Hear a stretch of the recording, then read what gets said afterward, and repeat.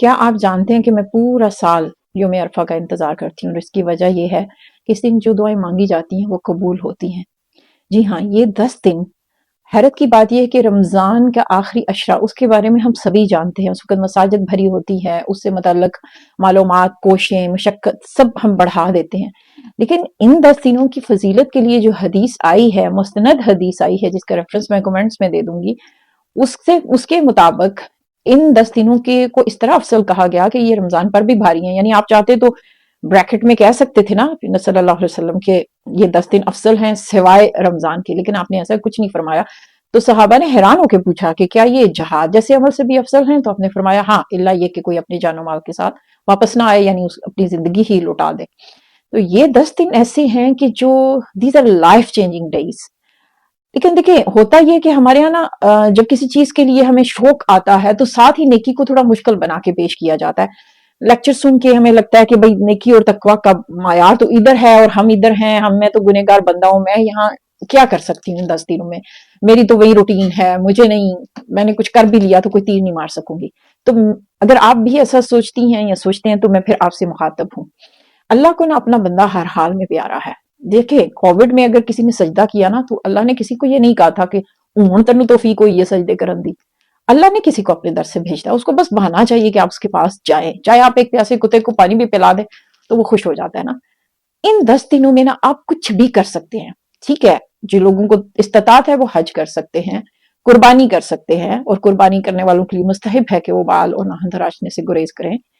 لیکن یہ 2 کام ہر کوئی نہیں کر سکتا، مگر جو کام ہر کوئی کر سکتا ہے وہ ان 10 دنوں میں تکبیرات کا اہتمام ہے۔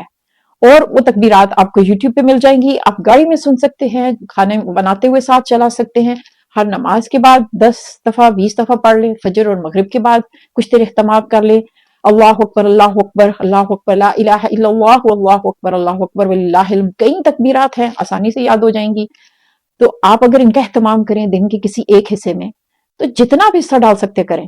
اور ایک اور بات کہ نیکی کرنا اس کی کوئی شکل متعین نہیں کی گئی، اس لیے کہا گیا نا نیکی کو حقیر مت جانو۔ آپ کے حالات کیا ہیں؟ جیسے ایک فرد ہو سکتا ہے کہ اس کو اتنا صاف ستھرا ماحول ملا ہو، اس میں اس کے لیے نماز ادا کرنا، حجاب اپنانا بہت آسان ہو سکتا ہے آپ کا ماحول ایسا ہو کہ جہاں اس وقت نیکی پہ قائم رہنا ہی اتنا مشکل ہو، تو دونوں کے اعمال برابر نہیں ہوں گے۔ تو میک موسٹ آف اٹ۔ آخری بات جو عرفہ کے دن کی میں کر رہی ہوں، ہر سال میں اپنی دعاؤں کی لسٹ بناتی ہوں جو میں عرفہ پہ مانگوں گی۔ پورا دن میں ٹی وی سے چپکی رہتی ہوں، جیسے بچپن میں ہمارے والدین حج دیکھا کرتے تھے۔ اور جو کہ 2 غروب آفتاب ہوتے ہیں، آپ جس ملک میں بیٹھے ہیں ایک وہاں کا غروب آفتاب اور ایک سعودیہ کا غروب آفتاب، تو جب وہاں پہ مغرب کا وقت ہوگا، جب عرفہ کا دن اختتام کو پہنچ رہا ہوگا، تو آپ کوشش کریں کہ اس وقت آپ ٹی وی آن کر کے ان دعاؤں میں شامل ہو جائیں، یا اس وقت اپنے لیے دعا کے لیے ہاتھ اٹھا لیں۔ اور پھر جب ہمارے ملک میں مغرب کا وقت ہوگا، اس وقت بھی مغرب کی اذان سے آپ 5-10 منٹ پہلے بیٹھ جائیں اور اللہ تعالیٰ سے راز و نیاز کریں۔ کیا مانگے؟ دیکھیں میں سے کون ہے جو یہ کہے کہ مجھے اللہ سے کچھ بھی نہیں چاہیے؟ فی الدنیا حسنہ وفی الآخرۃ حسنہ، دنیا کی حسنات مانگے اور آخرت کے بھی۔ اور جن لوگوں کو پیسے کو لے کے کنفیوژن ہے تو ان کو میں یہ بتاتی چلوں کہ پیسے ضرور مانگے کریں۔ پیسہ ہوتا تو آج آپ حج کر لیتے یا کسی کو کروا دیتے نا۔ پیسے کو قرآن نے خیر کہا ہے، تو جن لوگوں کو پیسے مانگتے ہوئے شرم آتی ہے نا، وہ اصل میں دنیا کی حسنات مانگنے سے شرما رہے ہیں۔ پیسہ خیر کمانے کا، حسنات کمانے کا ذریعہ ہے، اس کے لیے بھی کھل کے مانگا کریں تاکہ آپ کا ہاتھ ہمیشہ اوپر والا ہاتھ ہو۔ اس سے متعلق آپ میری ویڈیو الگ سے بھی دیکھ سکتے ہیں۔ کلیئرٹی کے ساتھ دعائیں مانگے، اور ایک جو میری پسندیدہ دعا ہے وہ اگر مانگ سکیں تو بہت اچھی بات ہے۔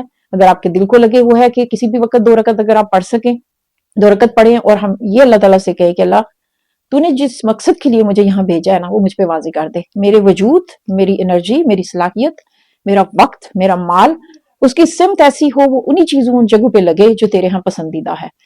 کیونکہ انسان 2 بار پیدا ہوتا ہے بقول امام غزالی، ایک بار ماں کے پیٹ سے، اور دوسری بات جب وہ شعوری طور پہ یہ جان لیتا ہے کہ وہ پیدا کیوں کیا گیا ہے۔ تو اللہ سے کہیے کہ اللہ تعالیٰ مجھے وہ کلیئرٹی دے۔ اور باقی آپ کو جو دعائیں مانگنی ہیں دل کھول کے مانگیے۔ روزے کا اہتمام کر سکتے ہیں تو روزے رکھ لیں، اگر 9 دن رکھ سکتے ہیں تو ویل اینڈ گڈ، نہیں تو عرفہ کے دن کا رکھ سکتے ہیں۔ جو لوگ بیمار ہیں وہ گریز کریں یا اپنے ڈاکٹر سے رجوع کریں۔ فجر سے 10 منٹ پہلے اٹھ سکتے ہیں تو اس سے قبل اٹھ جائیں اور اللہ سے بہت ساری دعائیں مانگیں۔ مجھے بھی دعا میں یاد رکھیے گا، انشاءاللہ پھر آپ سے بات ہوگی۔ السلام علیکم۔